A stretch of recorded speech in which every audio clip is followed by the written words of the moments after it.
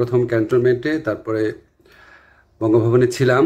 তো আমার internet access ছিল না, আমার ফোনও অনেকক্ষণ বন্ধ রাখতে হয়েছে, তো অনেক খবরই পাই নাই। তো এখন ফেরার পথে এবং ফিরে যে সমস্ত খবর শুনলাম, যে সমস্ত ছবি দেখলাম, আমার জাস্ট বুকটা ভেঙে গেছে। এইভাবে মানুষ বিজয় উদযাপন করে? আমি বলছি না সব জায়গায় হয়েছে, বা কিছু কিছু জায়গায় যে সমস্ত ঘটনা আমি যতটুকু জেনেছি, এটা তো টোটালি আনএক্সেপ্টেবল। আপনার পলিটিক্যাল অপোনেন্টের উপর আপনার রাগ থাকতে পারে, আপনার পুলিশের উপর রাগ থাকতে পারে, এই জন্য এইভাবে নির্বিচার হামলা করা হবে?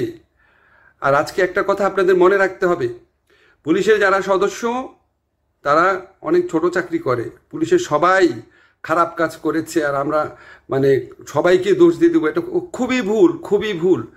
সবাই অত্যাচার করে নাই, অনেকে বাধ্য হয়ে করেছে, তারা নিচের লেভেলের অফিসার, উপরের লেভেলের অফিসারের কথা শুনতে হয়, নাহলে চাকরি থাকে না। তো আপনাদের তো এই জিনিসগুলো বুঝতে হবে। আপনি নির্বিচারে সমস্ত পুলিশের উপর আক্রমণ করবেন, এটা কিভাবে অ্যাকসেপ্টেবল হতে পারে? আজকে আমি সংখ্যালঘু সম্প্রদায়ের উপর আক্রমণের ঘটনা শুনেছি, আমার পরিচিত সার্কেলেই 2-3টা ঘটনা শুনেছি, যা এটা একটা টোটালি আনএক্সেপ্টেবল জিনিস। এটা হতে পারে না। এটা আপনি যে পশু শক্তির বিরুদ্ধে লড়ে আপনি বিজয় অর্জন করেছেন, আপনি যদি সেরকমই পশু শক্তি দেখান, তাহলে মানুষের কাছে তো এই বিজয়ের আবেদনটা ছোট হবে। আমাদের এই আন্দোলনে সকল ধর্মের সকল সম্প্রদায়ের মানুষ ছিল।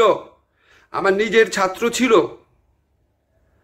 হিন্দু সম্প্রদায়ের, হাইকোর্টের লয়ার, ব্যস্ত লয়ার, সব ফেলে রাস্তায় আন্দোলন করতে গেছে। আমি জানি, আমাকে ফোন করেছে। বহু ঘটনা আছে এরকম। এই বিজয়ের এই ক্ষণে বিজয়কে সংহত করতে হয়, ধৈর্য ধরতে হয়, মানুষকে আশা দিতে হয়, সবাইকে বিজয়ে সামিল করতে হয়। আপনাদের বিরুদ্ধে যারা ভয়াবহ অন্যায় করেছে, গণহত্যার মতো অপরাধ করেছে, অবশ্যই তাদেরকে বিচার করার চেষ্টা করা হবে। যদি বিচার না হয়, অবশ্যই আপনি সর্বোচ্চ পর্যায়ে অসন্তোষ দেখাবেন।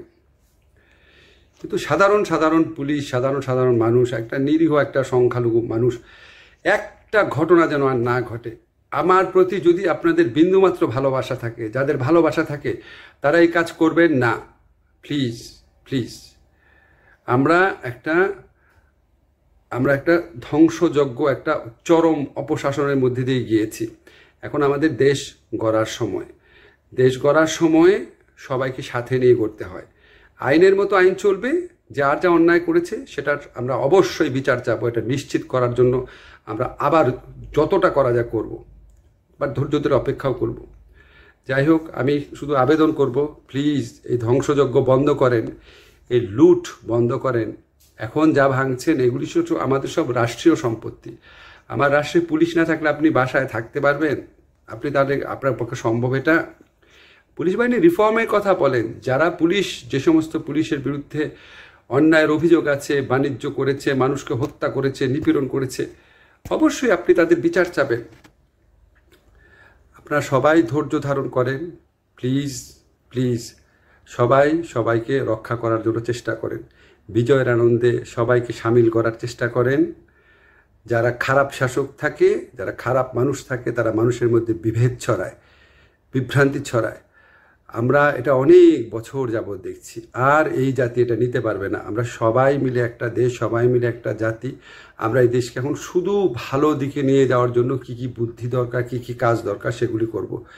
অনেক বড় কথা বলে ফেললাম, আসলে মনটা খুব খারাপ দেখে বললাম। যদি আমার ভুল হয়ে থাকে ক্ষমা করবেন। যা বললাম